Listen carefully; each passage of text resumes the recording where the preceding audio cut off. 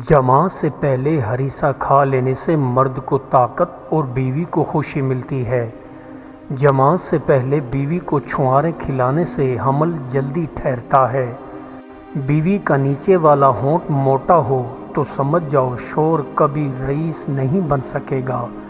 بیوی کو کالے چنے کھلایا کرو، بیوی تمہاری ہر بات کو ماننا شروع کر دے گی۔ شوہر کو چھوٹا گوشت کھلانے سے شوہر بیوی کے تابع ہو جاتے ہیں۔ شوہر کو بڑے گوشت کی مکھ کھلایا کرو، شوہر 90 سال تک بوڑھا نہیں ہوگا۔ بادام کو زیتون کے تیل میں بھگو کر بیوی کو کھلاؤ، زندگی بھر جوان رہے گی۔ پسند کی عورت چاہیے تو کمزوری پکڑو، عورت کی کمزوری اس کی جھوٹی تعریف ہے۔ بھانج بیوی کو دودھ کے ساتھ کاجو کھلایا کرو، جماع کرو، فوراً حمل ٹھہرے گا۔ آدھی رات کو جماع کرنے سے مردانہ طاقت میں کمی ہونا شروع ہو جاتی ہے۔ سرما لگا کر نہانے سے آنکھوں کی بینائی عقاب جیسی تیز ہو جاتی ہے۔ گاجر کو ابال کر رات کو کھانے سے وہم کی بیماری کا خاتمہ ہو جاتا ہے۔ چاولوں والے پانی سے سر دھونے سے سر کے بال گرنا رک جاتے ہیں۔ کالی گردن کو گورا کرنا ہے تو ملائی میں ہلدی ڈال کر لیپ کیا کرو۔ غصہ زیادہ آتا ہے تو لسوڑے کا پانی نہار منہ پی لیا کرو، غصہ نہیں آئے گا۔ گوشت کھاتے وقت ہڈی کو صاف کرو تو جنات آدمی پر قابض ہو جاتے ہیں۔ چقندر کو ابال کر کھانے سے زندگی میں کبھی بدن پر خشکی نہیں ہوتی ہے۔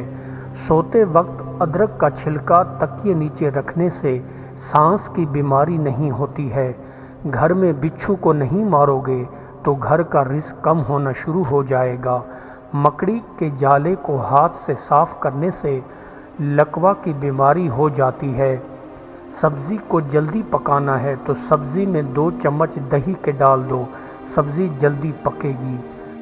بدن کی جلد کو تر و تازہ رکھنے کے لیے نہانے سے قبل ایلو ویرا لگا لیا کرو، جلد تر و تازہ رہے گی۔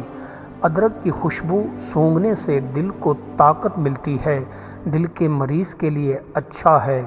حاملہ گائیں کے نیچے سے گزرنے سے چھوٹی قد بڑھنا شروع ہو جاتی ہے۔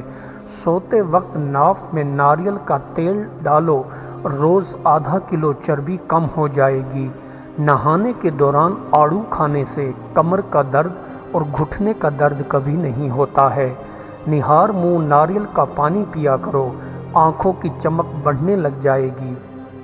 تھوڑی دیر کے لیے اگر آپ اپنے آپ کو ایسا بنا لیں جیسا پیدا ہونے والا بچہ ہے یا مرنے والا انسان ہے تو سکون پیدا ہو جائے گا۔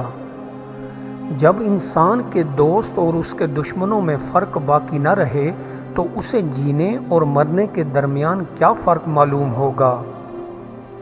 سچے انسان کے لیے یہ پوری کائنات عین حقیقت ہے اور جھوٹے کے لیے یہی کائنات حجاب حقیقت ہے۔ نظام کائنات کو چلانے والے اللہ کے برگزیدہ بندے ہیں کہ تمام امور پر پست و کشادان کے زیر فرمان ہیں۔ جب کسی بزرگ کی خدمت میں جاؤ تو وہ کچھ نہ کچھ ہدیہ لے کر جاؤ، اس سے تمہارے رزق میں اضافہ ہوگا۔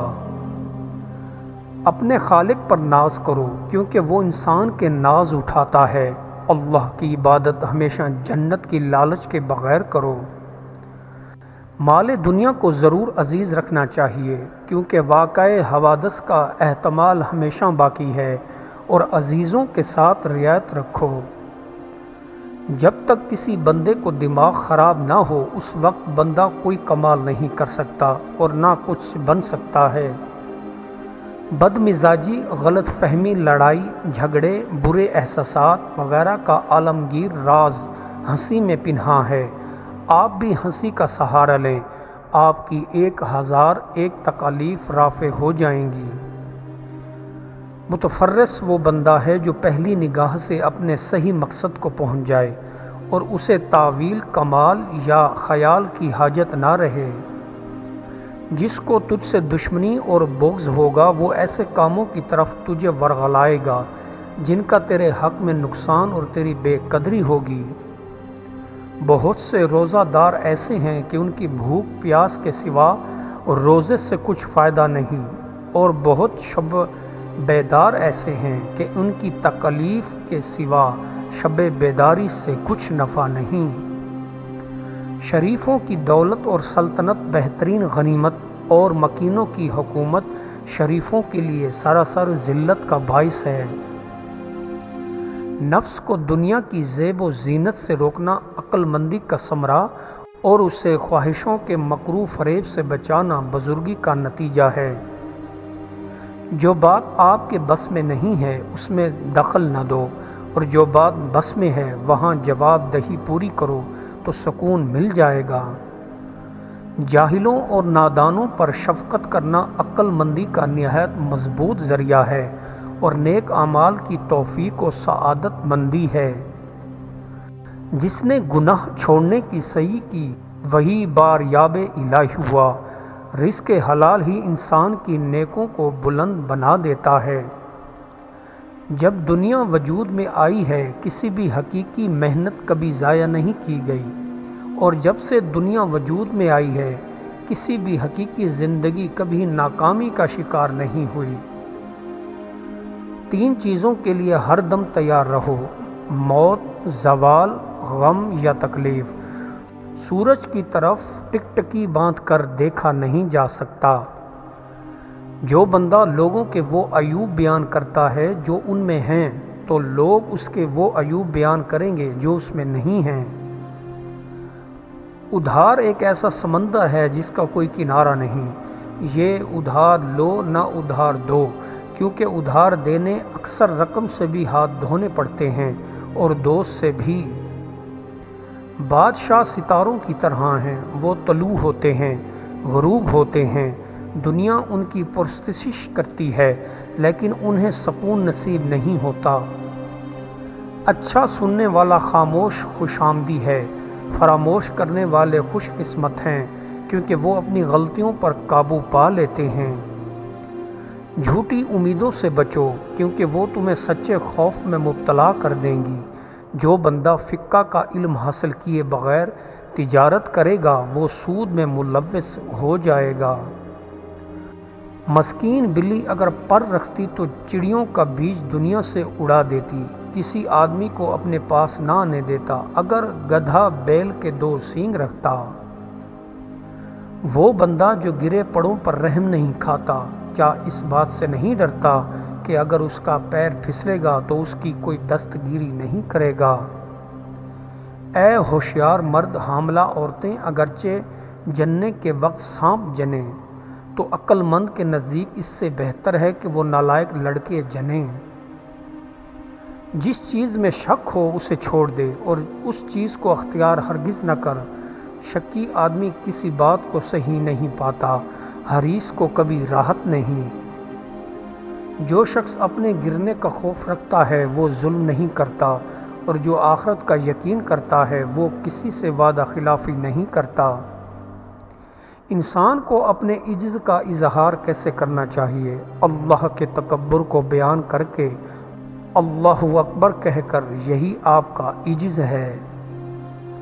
اللہ تعالیٰ کی اطاعت کے سوا انسان سعادت مند نہیں ہوتا، اور اس کی نافرمانی کے سوا بدبخت اور شقاوت مند نہیں ہوتا۔